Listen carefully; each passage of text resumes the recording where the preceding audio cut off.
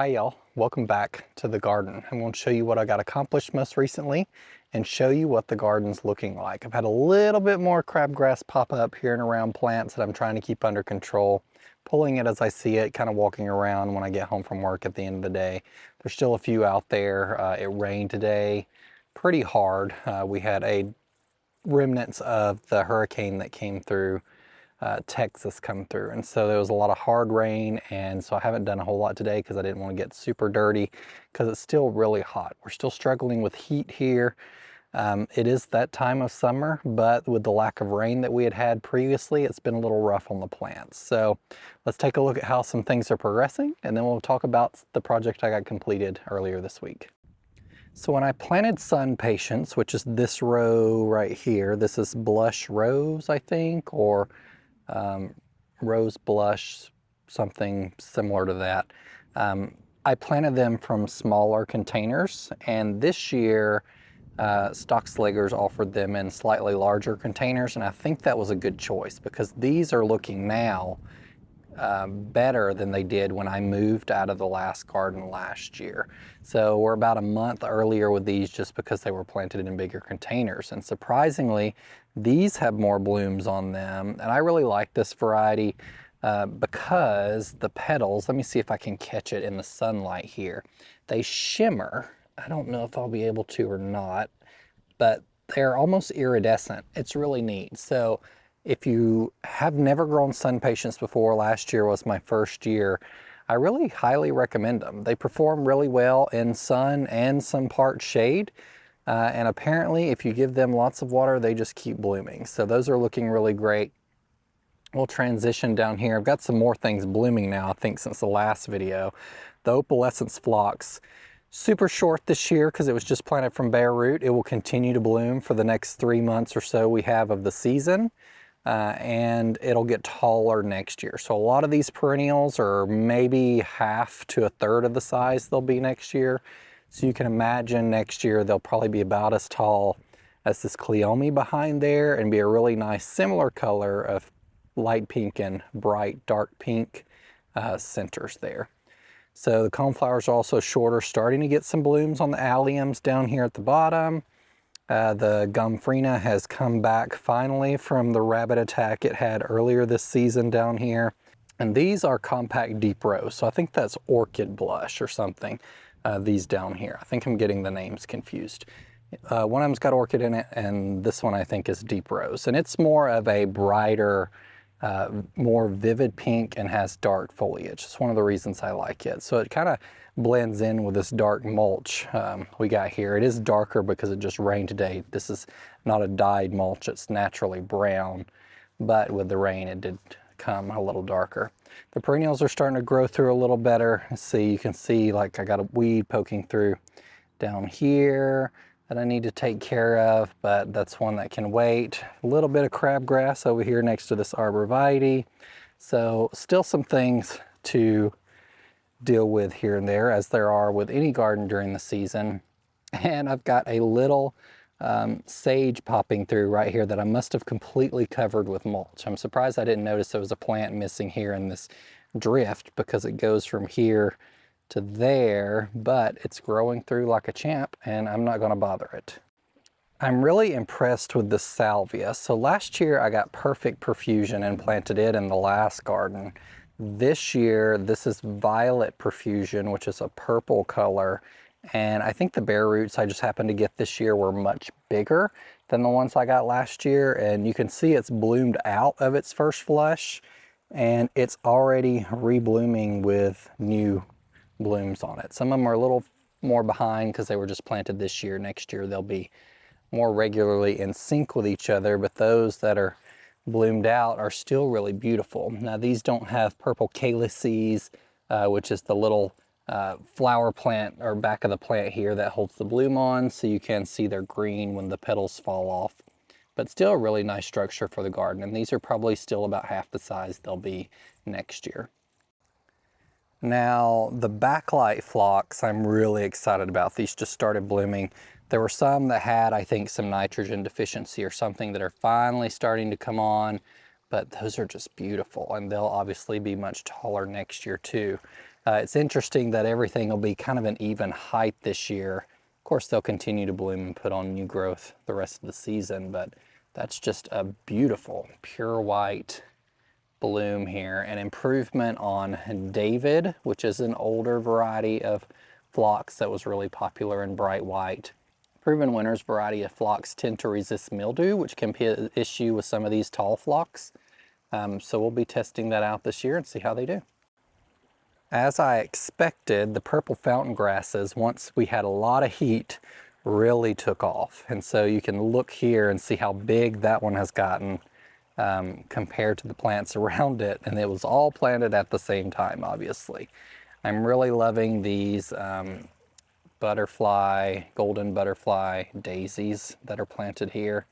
I just think it's a really stunning plant. They are like perfectly rounded and mounded, and they'll continue to produce buds on here. I think this is one of those annuals that they say buries their dead.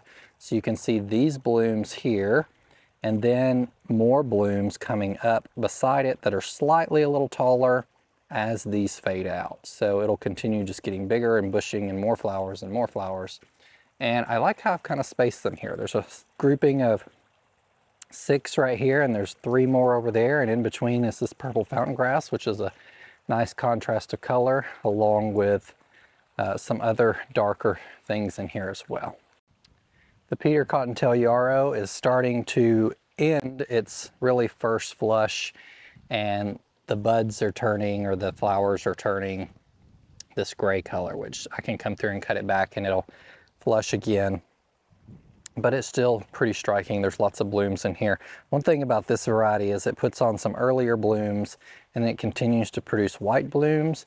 I'm not sure if I would rather it just flush all at once and then be cut back at once, because right now I don't want to necessarily go in and cut out all of the tiny blooms that are gray and have to deal with that necessarily, but it's still really striking from a distance given its overall habit and color. A lot of you mentioned in the last video that it looked like, when I did the drone footage from above of this space, like it was created like an AI or Photoshop or some image program, because I do all that stuff in Photoshop and design in Photoshop. And I thought that was quite funny because it did. Like I don't measure out and space any of my plants except when I'm doing something super formal.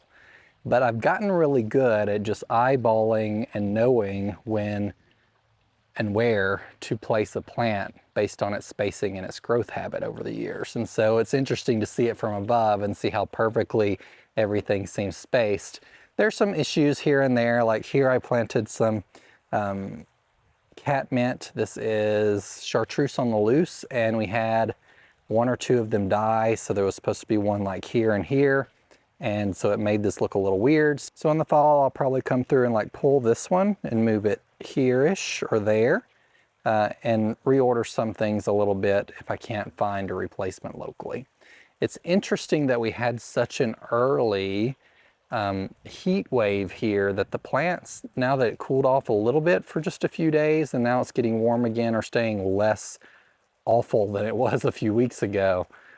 Some of them are pushing new growth, which is interesting. So this is the Oakleaf hydrangea called Ruby Slippers, and I'm surprised to see it pushing brand new leaves after its first blooms already. We still got a good amount in the growing season, so that's really interesting. Behind me here is a hydrangea that's new to the market as of last year called pufferfish. So I think it was just announced last year, so you may not be able to find it. I did have a viewer reach out to me on Instagram, which I've had a few people do before. If you ever reach out to me on there, sometimes if those messages go to like spam and I may not see them for a few days or a few weeks, because I don't check them that often, but when I do, if you ask something, I will most likely try and get back to you as soon as I see it. And they were having issues with them flopping this year. They had much bigger blooms on them, but mine at the time, I think they're in a lower or higher zone, lower in the United States. They were more progressed than mine were. Mine are starting to beef up a little bit, and we had some heavy rains, and they're drooping just a little bit. That is not uncommon with any hydrangea, even those that have been bred for stronger stems in their first few years. So if you have a hydrangea, you can give it some support. That way it's not you know, just hitting the ground. But in a few years, if you buy one of the newer varieties, you should have a better, the hydrangea itself should do a better job of holding up its blooms. So you might face a couple years with that issue until it puts on some strong woody stems, and good pruning practices will lead to thicker stems that will hold the blooms upright better. Before we go to the back and show you what I got accomplished this past week, early morning I got out Saturday and did a lot of mulching in the back garden bed, completely finished it around the fence. And I'm gonna let it sit for a couple weeks because I didn't kill off the grass or put cardboard or contractor's paper down. I just put a 5 to 6 inch layer of mulch or wood chips, and I'm hoping that will control our grass here. We have tall fescue mostly, sometimes a bluegrass, and covering it with enough wood chips will generally kill it off. I know some of you have different grasses that are more aggressive and that wouldn't work, but here we're able to get away with that a little bit. So you can see here, like around this tree, I put a little bit of wood chips before I went to Oregon. So these have been here a month and there's no grass growing through them. And it is a shady location, so the trees aren't, the grass doesn't have a lot of strength to compete anyway. But something that's going to be happening with this bed over the next 3 months as we head into fall, probably over the next 2 months, is I'm going to extend this mulch a little bit. I just wanted to get some mulch around it to get the process started. And I'm going to extend it out to the canopy of the tree, so probably here-ish. And I'm going to start planting some shade items in here. You can see it's getting some sun in the evening. Gets morning sun, but this is like an ideal location for some Macrophyllas and mountain hydrangeas.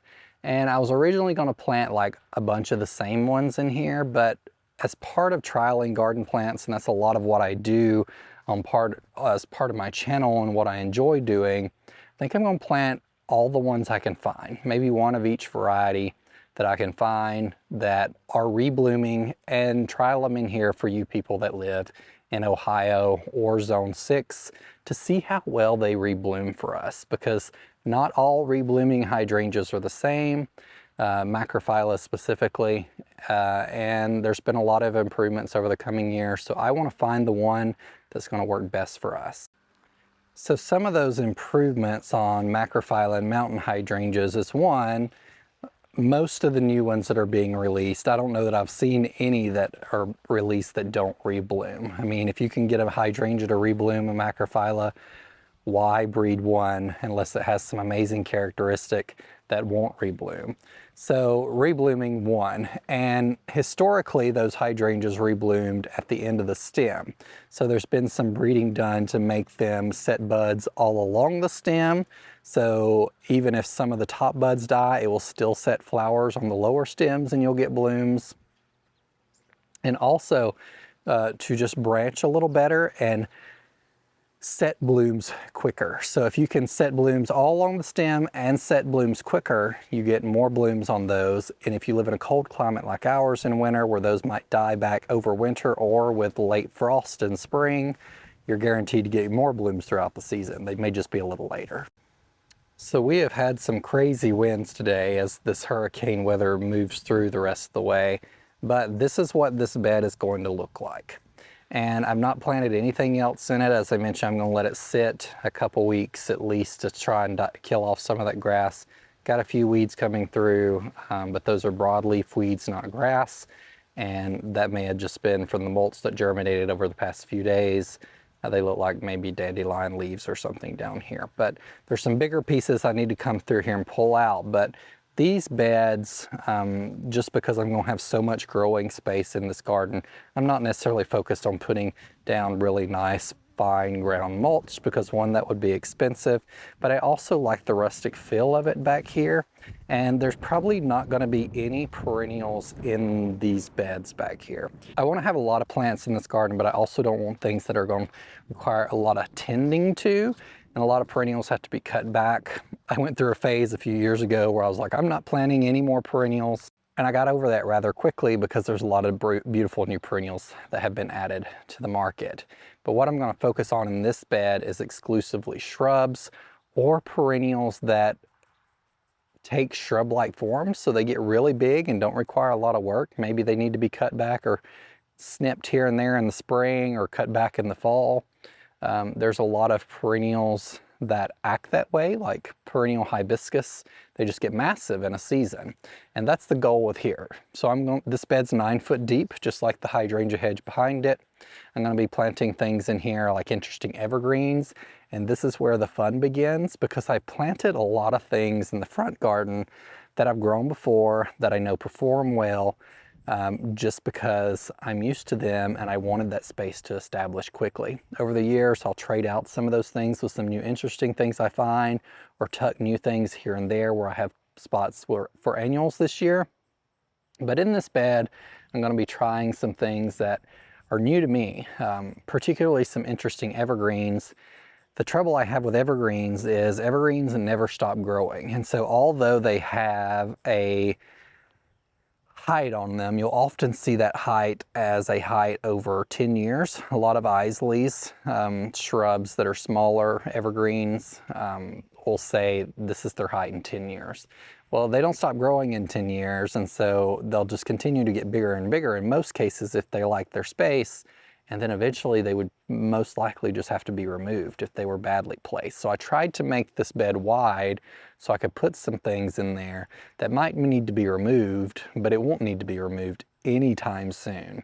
But I'm also going to put a lot of interesting deciduous shrubs in here, and kind of the way I've been designing this space so far, and I'm not saying it's great or anything, is I've planted an evergreen, a deciduous plant, an evergreen, and a deciduous plant. And I've only planted 4 of those right now. Those are these right here. I'm probably going to plant next, because we have a viburnum on the end. This is blueberry muffin. I'm probably going to plant the rhododendron that I got right here somewhere. And it gets 8 foot tall and wide too, like a lot of these other things. This area gets some sun, but it's protected from the evening sun pretty well. You can see how shady it is back here now. And so I think it'll like that quite nicely back here. Before I put down this mulch, I did run a black drip distribution tubing all the way around between the middle of the fence and the edge of the bed down here. So around this area right here in the fence. And that way I know where it's at. And anytime I place a new shrub in here, I can dig down a little bit and find the drip irrigation and just pop in an emitter. So those are the things when you're designing a garden space. It's easier for me to go ahead and put the drip down now than put it on top and then have to rebury it. So if you can give any of those things some forethought, take care of them early. But now perhaps you can see why I need to move this lilac. It's too close right here, and it will continue to get larger. I think it's probably got 1/3 of the size bigger than it was last year. So I need to move that this fall, and it'll go somewhere along the edge. I'm also going to be popping in some small ornamental trees right here. I've got a styrex that I'm going to be picking up, which is a also called a snowbell, called Stairway to Heaven. It has really interesting blooms on it that open. A lot of snowbells kind of dangle like little ballerina skirts. These are a little more open, and I'm going to place it somewhere here so it can be, you know, a beautiful backdrop. It only gets about 8 foot wide at its most, and it's adult, and since it's a deciduous tree, I could prune on it a little bit if I needed to, and that will provide a little bit of privacy towards the pool area for the neighbors. But I'm also not expecting this area to fill up super quickly. Who knows, it might. I might get really excited and find everything I want to put in here this fall when a lot of evergreens are available and are better for planting. But this is going to take time, I think. I'm going to select things as I find them and kind of just curate this space so it'll be really beautiful in the future. And a lot of the things that I'm going to be planting here are probably going to get taller than the fence. The fence is 5 foot tall. Some areas it might be, since it loops, closer to 6 foot, so 5.5 to 6 foot tall. The hydrangeas will meet the top of the fence eventually, so they'll be protecting the fence. And then we'll have more structure in the winter from some evergreens and some just deciduous things. I have some 9 barks back here that, although they're deciduous, they have interesting winter bark. So just kind of creating some spaces that will be nice in the future. On top of that, where the evergreens are, the green giants that I've planted next to the cut flower garden, I'm going to be turning that into a big bed, not necessarily to plant anything in, but to make it easier to mow around. Now that I have the autonomous mower, it's doing a pretty good job keeping everything down here. It's cut maybe once or twice in this area. I just got it mapped the other day.